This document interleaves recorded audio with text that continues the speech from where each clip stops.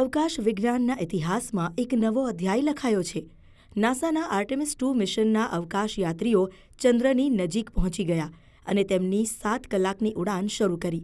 આ પહેલા ક્રૂને 40 મિનિટ બ્લેકઆઉટમાં રહેવું પડ્યું હતું, એટલે કે તે સમયગાળા માટે પૃથ્વી સાથેનો તેમનો સંપર્ક તૂટી ગયો હતો.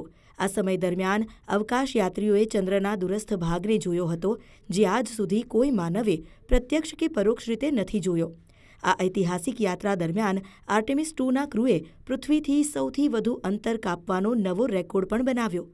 આ મિશન 1970માં અપોલો 13 દ્વારા સ્થાપિત 2,48,655 માઇલના અંતરના રેકોર્ડને વટાવી ગયું છે.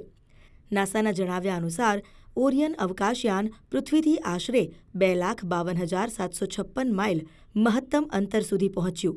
આ માનવ ઇતિહાસમાં અત્યાર સુધીનું સૌથી દૂરનું અંતર છે.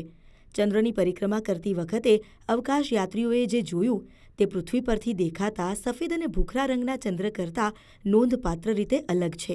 નાસા અવકાશયાત્રી ક્રિસ્ટિના કોચે પોતાનો અનુભવ શેર કરતા નોંધ્યું કે નજીકથી જોવામાં આવે ત્યારે ચંદ્ર સ્પષ્ટ રીતે ભૂરા રંગનો દેખાય છે.